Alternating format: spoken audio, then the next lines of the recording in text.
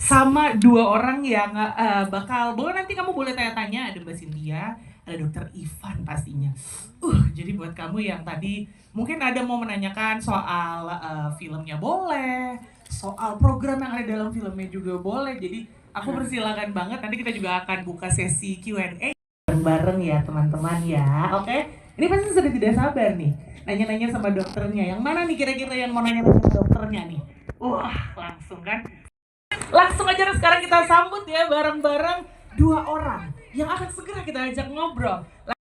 Tidak lain dan tidak bukan 11-12 lah, kerennya semua Bea ya. Langsung kita say hello sama Mbak Cynthia Lamusu. Halo Mbak Cynthia.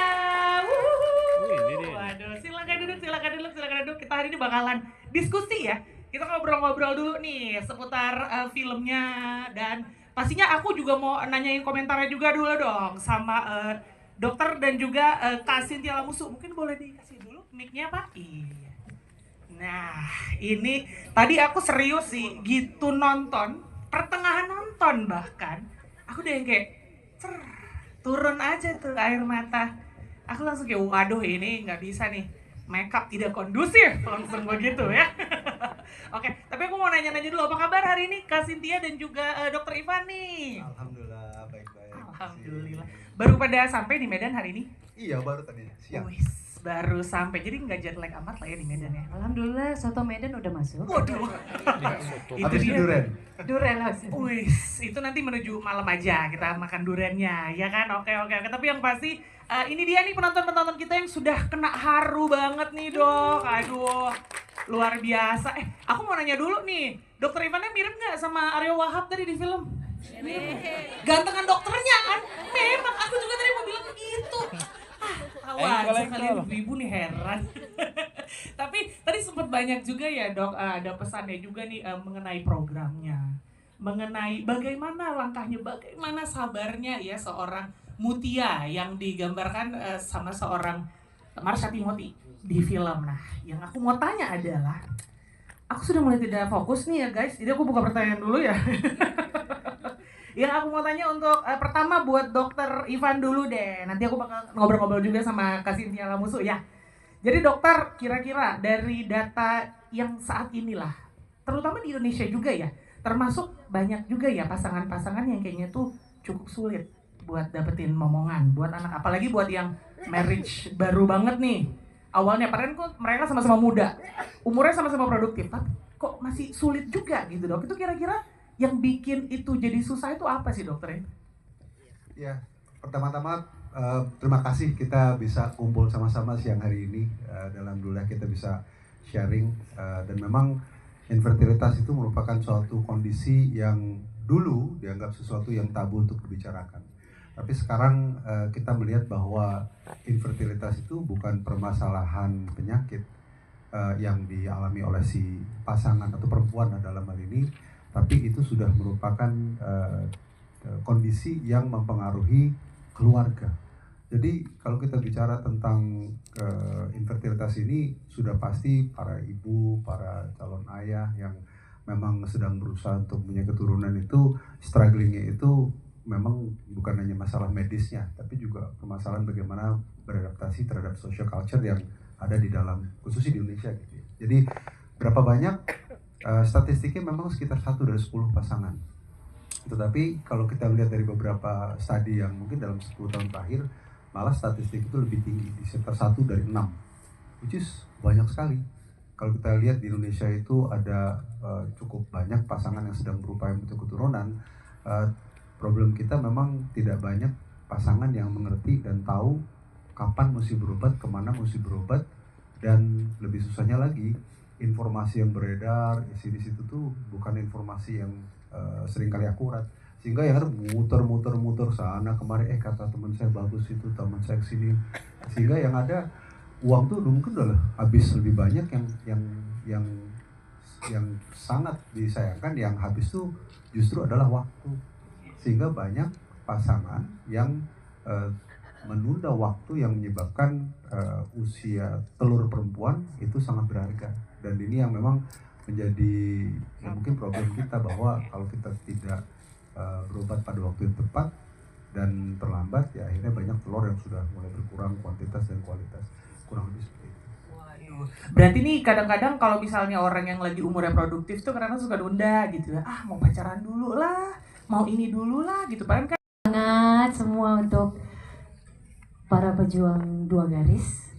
Selalu pengen peluk jauh gitu ya. Karena 8 tahun penantian buah hati saya pada waktu itu, jadi betul-betul merasakan apalagi film ini ya. Banjir air mata ya, ibu-ibu ya. Flashback lagi 8 tahun nunggu itu apa ya, pokoknya moodnya saya ingat banget 3 tahun pertama menikah itu santai gitu ya, sibuk kerja apa segala macam. Dan betul tadi Dokter Irfan bilang juga lingkungan gitu ya, itu kadang-kadang jadi supporter juga nomor satu, tapi kadang-kadang juga menjadi ya ketika ditanya kapan gitu ke acara keluarga segala macam. Belum lagi untuk saya yang pekerjaannya berhadapan dengan orang banyak. Ingat banget ada masa-masa setiap misalnya acara nih ketemu sama teman-teman media. Sementara 2 rekan kerja saya setiap tahun rezekinya lahiran lagi ya. Yang ini belum gitu ya. Kapan-kapannya itu. Ada masanya setiap ditanya pulang acara nangis. Tapi alhamdulillah, sabar itu kembar gitu. Walaupun bisa cerita sedikit nggak dok ya? Boleh, cerita banyak juga boleh kali Mbak. Jadi ini mungkin tadi saya juga diskusi ya. Ini salah satu cerita yang saya juga ingin share, nggak usah saya sebut. Sebelum saya ketemu Dokter Ivan itu sel-sel dari yang lain ya, kan kemungkinan besar bisa ketuker itu dok. Aku udah sukino aja dok, suka makin porno.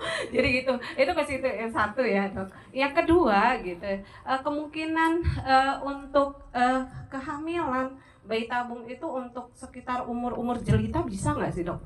Jelita itu jelang 50 tahun. Nah itu bahasa cantiknya mbak itu. Oke itu aja kali, makasih. Kan berapa sekarang 27 tahun di Morula itu kita sudah mempunyai SOP yang sangat rigid. Pertama, pasangan di Indonesia harus menikah, harus punya suratnya. Jadi itu satu hal yang dari awal sudah dicek. Kemudian pada saat dia masuk ke program pun sampai bosan ditanya nama bapaknya siapa, nama suaminya siapa, nama pasiennya siapa, tanggal lahir berapa. Kenapa? Untuk mengecek hal tersebut. Jadi pada saat kita mau tanam embrio pun, ambil telur, mau tanam embrio, kita kasih gelang. Jadi gelang itu biasanya kita akan cross check nama kamu siapa, tanggal lahirnya berapa, suaminya siapa, tanggal lahir, sampai bosan. Kenapa? Karena kita tidak ingin hal-hal yang tidak inginkan itu terjadi. Itu pun masih diprotek. Ada suatu sistem barcoding Bu, kalau di Morula.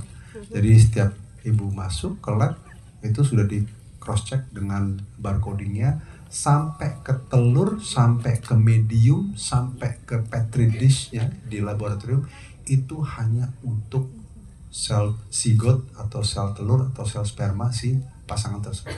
Jadi kalau tanya apakah ada kemungkinan, namanya manusia selalu ada kemungkinan Bu. Tetapi chance dengan proses seperti ini sangat kecil sekali. Apalagi kita di dalam proses ini kita sangat memerlukan benchmarking. Sejak tahun 2016 di Morula itu kita sudah melakukan proses benchmarking dengan standar di Australia yang namanya RTEC. RTEC itu adalah suatu Reproductive Technology Accreditation Committee, suatu standar yang dipakai di semua klinik yang ada di Australia dan di Singapura. Ada beberapa klinik yang di Malaysia yang mengerjakan juga, tapi di Morula kita udah tahun 2016 untuk memprotek hal tersebut. Jadi insya Allah mudah-mudahan praktis seperti ini adalah safe practice yang diharapkan bisa mencegah terjadi hal-hal yang tidak kita inginkan. Oke, mantap. Dan tadi ada pertanyaan kedua ya, usia jelita itu tadi ya Bu ya. Aduh, itu aku baru dapat banget termsnya di sini. Berarti ibunya udah umur 50-an sekian gitu ya? Iya nggak sih? Jelang 50. Oh, menjelang. Oke, ini tenang Bu. Berarti memang ada planning nih mau bikin dede lagi? Ya udahlah, ya udah nggak apa-apa Bu, aku iyain aja deh. Nah, itu chance gimana nih Dok? Apakah bisa dengan usia jelita itu tadi Dok? Jadi usia perempuan sekali lagi yang saya katakan mempunyai faktor yang sangat menjadi faktor yang sangat penting dalam menentukan angka keberhasilan kehamilan. Yang namanya pilihan hidup, nama jalan hidup, namanya kita mungkin kesiapan untuk program kan tiap pasangan akan beda-beda. Dan tidak bisa dipungkiri tidak semua pasangan pada saat usia 25 tahun langsung saya mau program bayi tabung, enggak juga. Ada pasangan yang baru 45 baru tergugah hati, baru siap mental, baru siap dana, baru siap barangkali segala macam yang disiapin, dan itu tidak bisa kita pungkiri merupakan hal yang harus kita bisa jelaskan. Kenapa? Ekspektasi yang diberikan kepada pasien juga tidak boleh berlebihan. Sehingga apa yang saya sampaikan tadi bahwa pada saat kita mengikuti program, yang penting adalah pasien itu mengerti bahwa chance untuk hamil itu tetap ada Ibu. Tetapi chance sudah jauh berkurang. Tadi kita bicara berapa sih Dok yang pernah hamil dengan sel telurnya sendiri gitu ya. Karena di luar negeri ada yang banyak menggunakan sel telur orang lain ya. Di Indonesia kan nggak boleh. Jadi kita hanya menggunakan sel telur sendiri. Di kita ada yang 46, ada yang 47, tapi itu artinya sudah sangat rendah sekali kemungkinan hamil. Jadi message-nya adalah kalau program bayi tabung jangan umur-umur segitu Bu.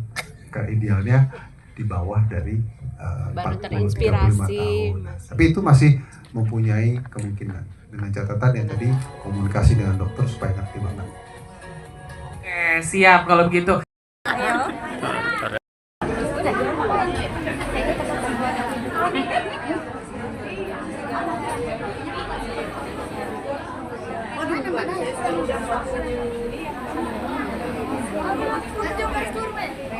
Resikonya tinggi.